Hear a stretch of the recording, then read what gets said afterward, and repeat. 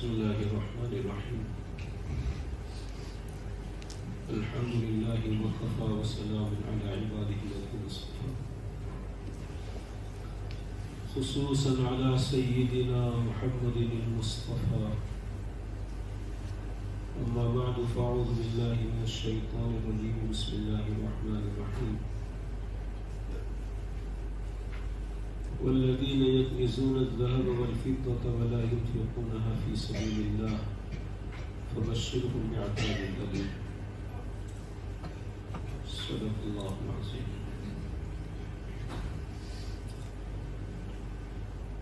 عزیز دوست اور بزرگوں، اللہ تبارک و تعالیٰ نے ہمیں مختلف قسم کی نعمتوں سے نوازا ہے. بدن، اس کی صحت، تندرستی،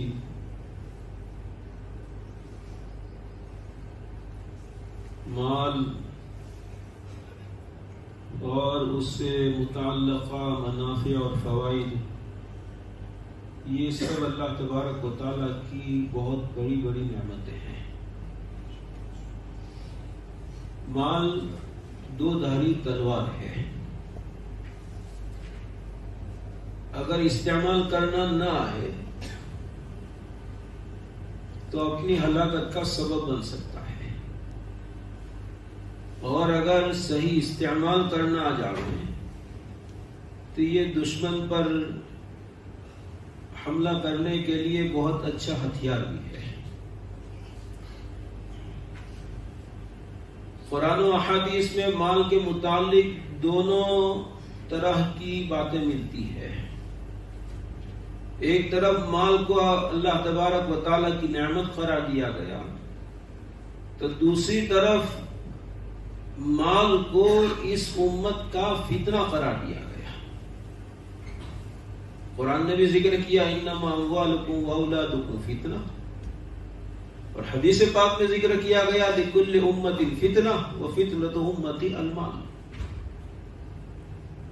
مسئلہ بہت الجھ گیا. مال کی بنیاد پر انسان اللہ تبارک و تعالیٰ کی عبادت کی وہ راہیں پا سکتا ہے جو وہ آدمی نہیں پا سکتا جس کے پاس مال نہ ہو. میں نے آگے بھی ایک روایت آپ کے سامنے یہاں ذکر کی تھی کہ اللہ کے نبی صلی اللہ علیہ وسلم کی بارگاہ میں فقراء کا ایک مقدمہ آیا تھا، ایک کیس آیا تھا. میں وہ پوری روایت ذکر نہیں کروں گا، بس اتنا بتلانا ہے کہ انہوں نے شکایت کی کہ مالدار یہ بہت ساری نیکیوں میں ہم سے آگے بڑھ گئے، زکوٰۃ، صدقات، خیرات، غلام آزاد کرنا، حج کرنا، عمرہ کرنا، یہ سب گنوا دیا. ہمارے پاس کچھ نہیں ہے، ہم ان نیکیوں میں ان کے برابر ہونا چاہے تو نہیں ہو سکتے. تو رسول اللہ صلی اللہ علیہ وسلم نے ان کو نماز کے بعد کی جو تسبیحات، فرض نماز کے بعد کی جو تسبیحات ہیں وہ بتلائی کہ 33 مرتبہ، 34 مرتبہ سبحان اللہ، الحمدللہ، اللہ اکبر، یہ پڑھ لیا کرو تو تم مالداروں سے آگے نکل جاؤ گے. تو یہ ان لوگوں کو احساس تھا کہ مال یہ اللہ تبارک و تعالیٰ کی بہت بڑی نعمت ہے جس کی بنیاد پر یہ لوگ نیکیوں میں ہم سے آگے بڑھ رہے ہیں. جن کے پاس مال نہیں ہے وہ ان نیکیوں سے محروم اپنے آپ کو پا رہے ہیں، لیکن جذبہ بھی ہونا چاہیے. دوسری طرف مال کو ہم دیکھتے ہیں تو اللہ کے نبی صلی اللہ علیہ وسلم نے اس مال کے متعلق ایک روایت میں فرمایا کہ میری امت کا فتنہ یہ مال ہے.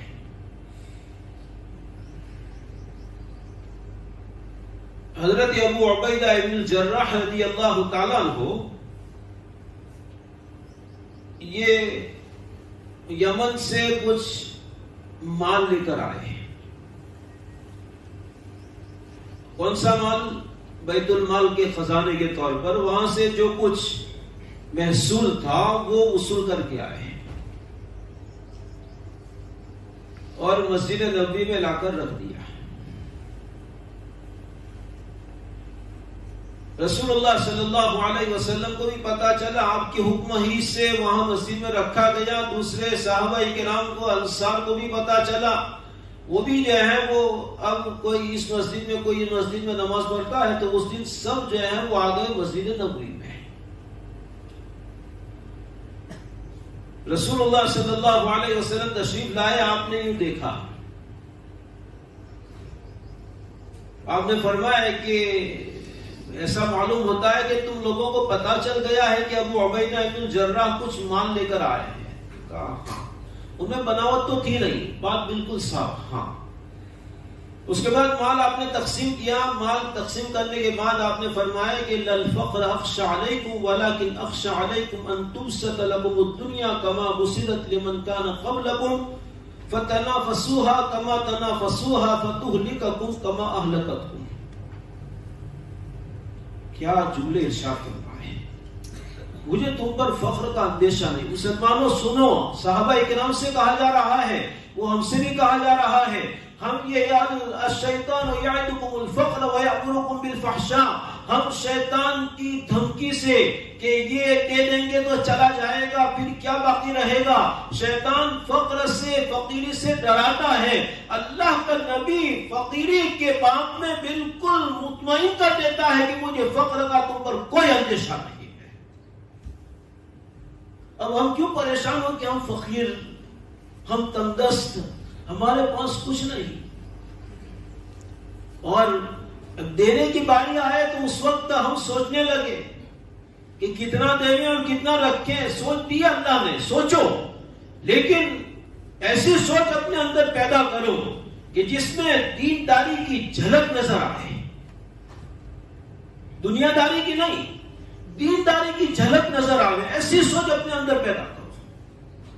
تو بہرحال آپ نے فرمایا کہ مجھے تم پر فخر کا کوئی اندیشہ نہیں، یہ نبی صلی اللہ علیہ وسلم فرماتے ہیں۔ اور اللہ فرماتا ہے کہ الشیطان یعدکم الفقر، تمہیں جو ڈر لگ رہا ہے، فقیری کی بھیک جو تم میں بڑھی ہوئی ہے، یہ شیطان کی جو ہے تلقین ہے، اور نبی کی تلقین یہ ہے صلی اللہ علیہ وسلم کہ مجھے تم پر فقر کا کوئی اندیشہ نہیں۔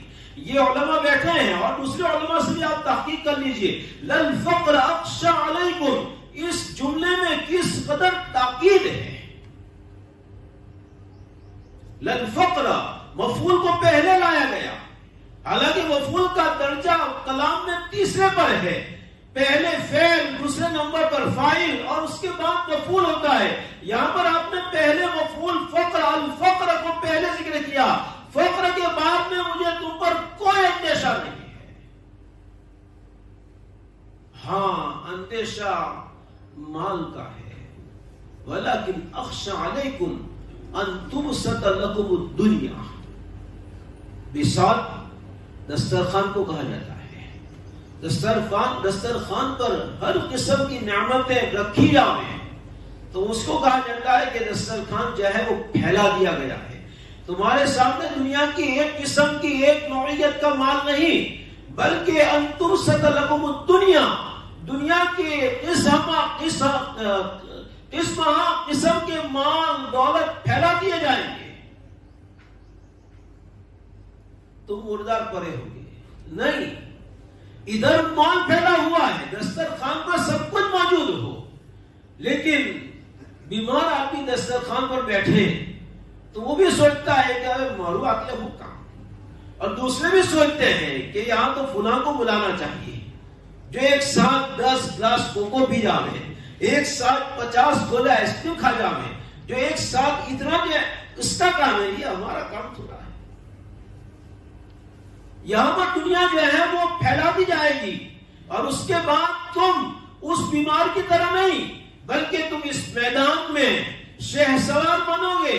وَتَنَافَسُوهَا كَمَا تَنَافَسُوهَا كَمَا بُسِطَتْ لِمَنْ كَانَ قَبْلَكُمْ، تم سے پہلے جو لوگ گزرے ہیں ان پر جیسے دنیا پھیلا دی گئی، انہوں نے اس میں ریس لگائی، صرف ضرورت کے بقدر کمائی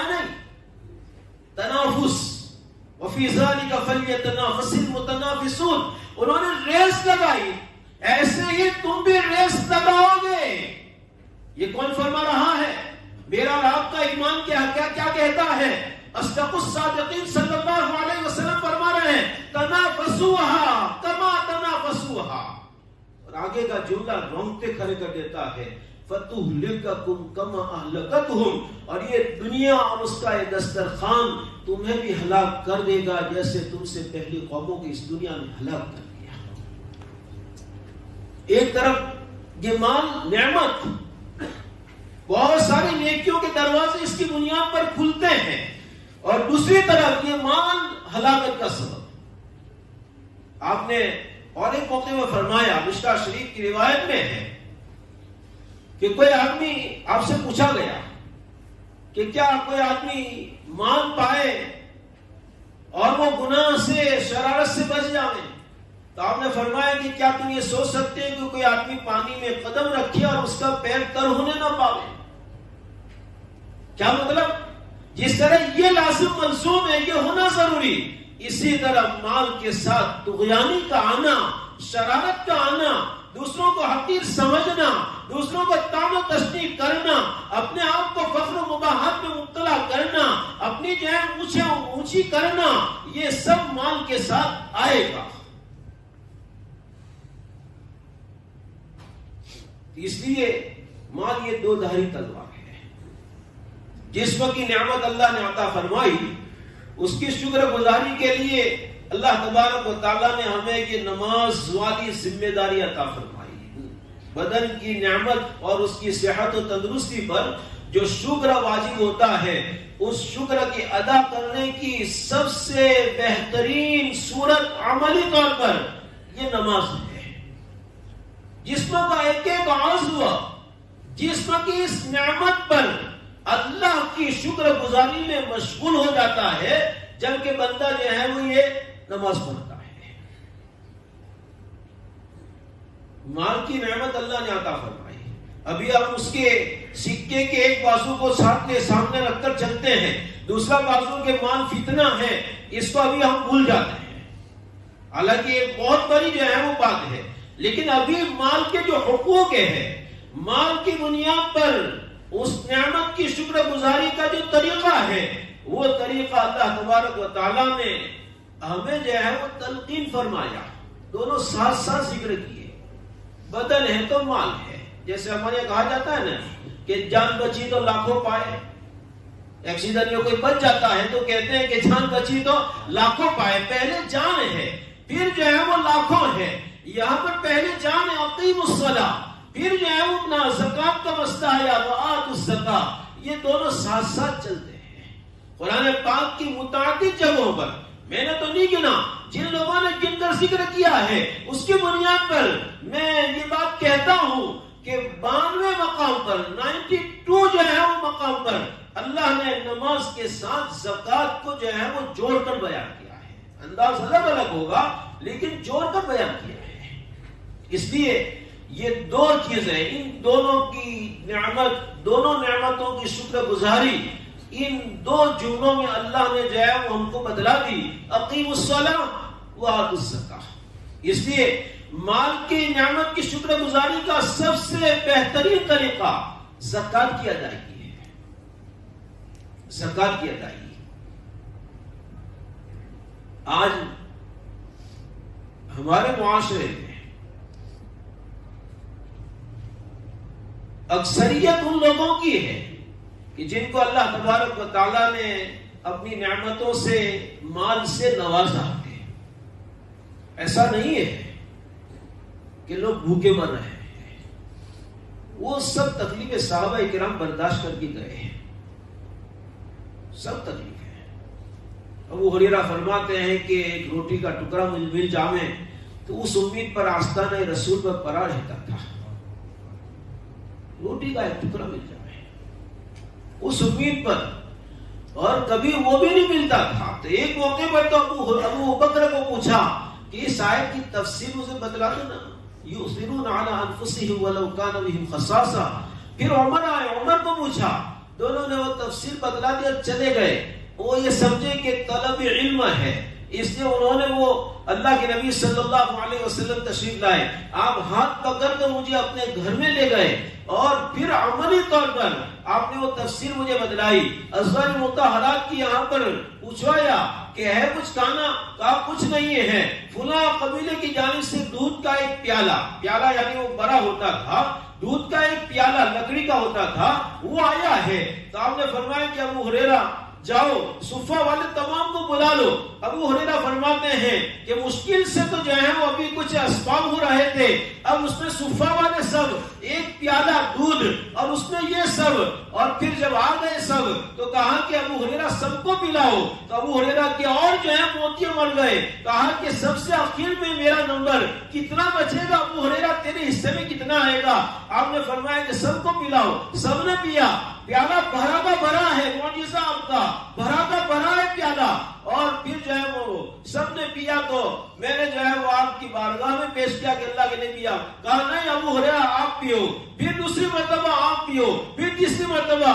ابو ہریرہ فرماتے ہیں کہ دودھ جو ہے وہ میری انگلیوں سے پھوٹا ہوا نظر آیا، جیسے گرمی کے دنوں میں ہم پانی پیتے ہیں نا ٹھنڈا، ادھر پیا نہیں ادھر پسینہ، یہ اس طرح جو ہے وہ دودھ پھوٹا ہوا مجھے نظر آیا۔ وہ فقر و فاقہ تو وہ لوگ کر چکے ہیں، وہ لوگ جو ہے وہ سب برداشت۔ ابھی آپ یہ کہو کہ امت فقر و فاقہ میں مبتلا ہے، ہرگز نہیں، ہرگز نہیں۔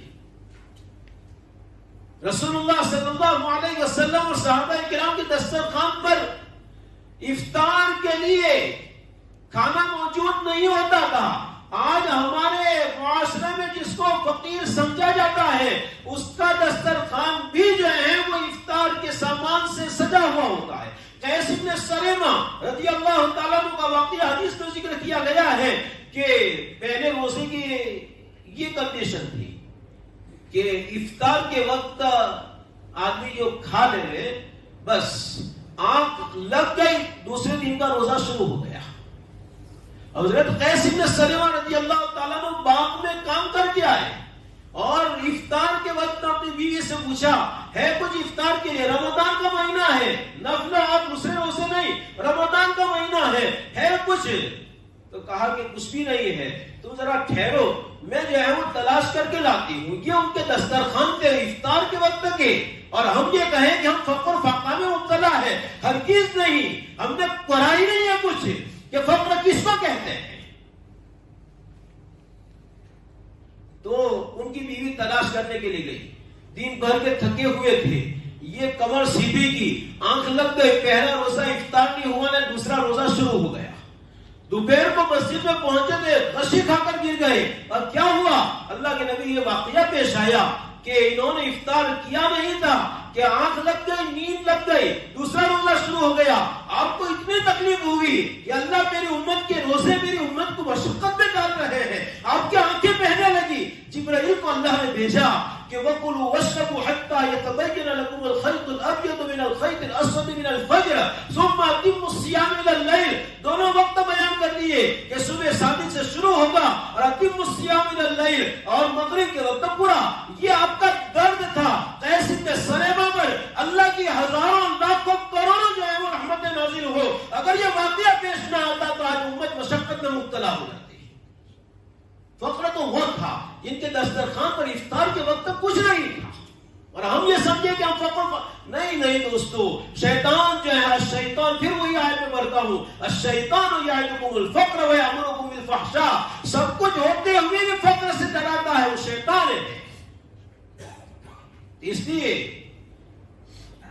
میں تو یہ سمجھتا ہوں، ہو سکتا ہے میری سمجھ غلط ہو، کہ ہمارے گاؤں میں 50% سے زائد لوگ، 50% سے زائد لوگ ایسے ہیں کہ جن پر زکوٰۃ فرض ہو چکی ہے، لیکن یہ سمجھ کر بیٹھے ہیں ہم نے دین جو ہے نا قرآن حدیث سے نہیں سیکھا، ہم نے دین اپنے سماج سے سیکھا ہے، سماج سے سیکھا، جس کی وجہ سے گزشتہ سال ایک عورت آئی تھی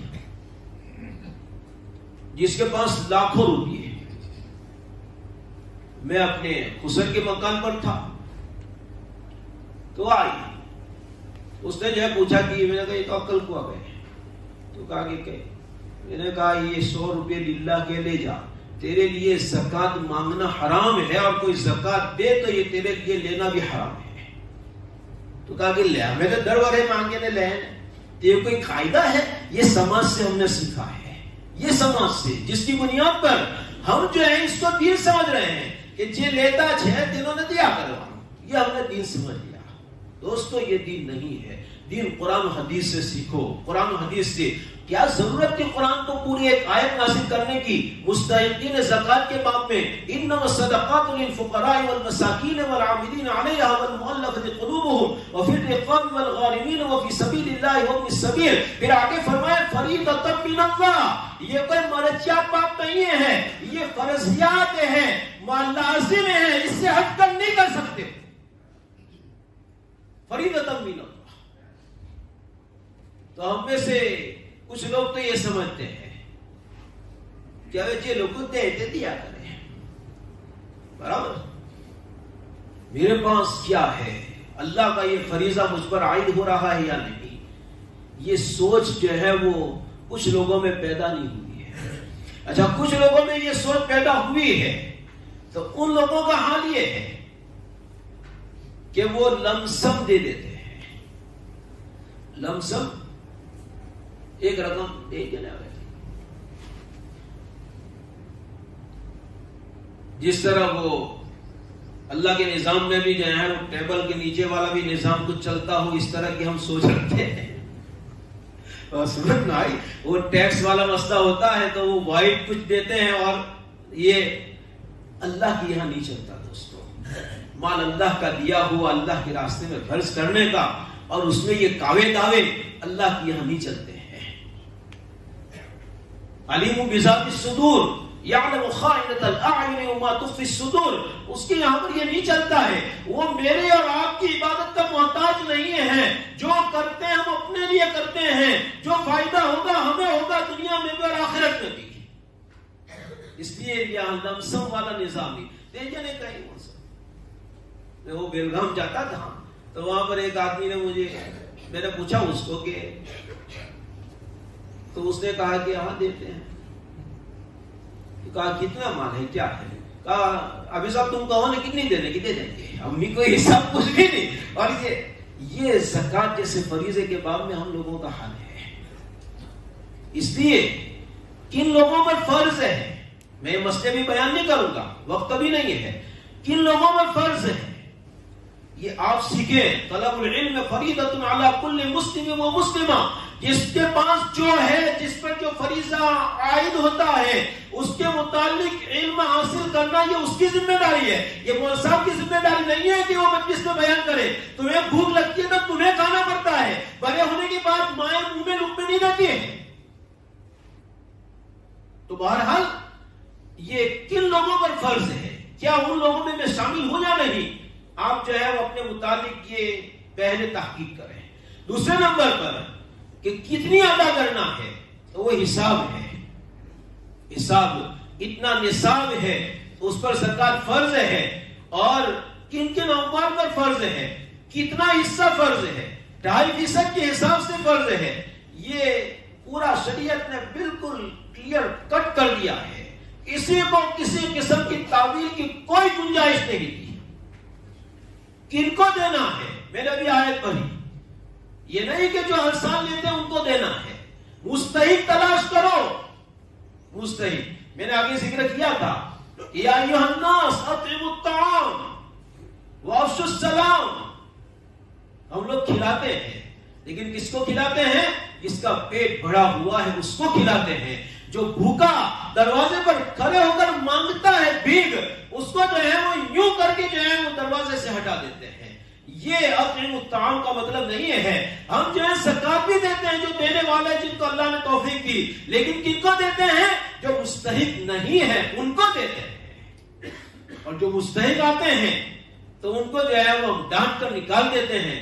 دوستو پھر میں کہتا ہوں, بہت ہی لجاجت سے کے ساتھ کہتا ہوں, اللہ میری اور آپ کی ایسی عبادت کا محتاج نہیں ہے, بالکل نہیں ہے, بالکل نہیں ہے. وہ بہت عالی شان ہے, بہت بلند و بالا ہے. اس مستغنی اور بے نیاز ہے، وہ ہمارے ایک مرتبہ سبحان اللہ کبھی محتاج نہیں۔ مستحق تلاش کرو، کون مستحق ہے، اور مستحق کو تلاش کر کے جو ہے اس کو دو، وہ لینے آوے یہ اس کی ذمہ داری نہیں ہے۔ دینا آتو الزکا، ہمیں حکم دیا جا رہا ہے، ہمیں دینا ہے، ہمیں پہنچانا ہے۔ آتو الزکا، اور پھر جو ہے وہ دینے کے بعد اس کو سلامت رکھنا ہے۔ یہ ہم میں سے ہر ایک میں، اللہ جس کو بچائے اس کی بات نہیں کرتا، ورنہ ہم میں سے ہر ایک میں یہ بلا ہے کہ احسان کر کے احسان جتلا کر اپنی نیکیوں کو ضائع کر دینا۔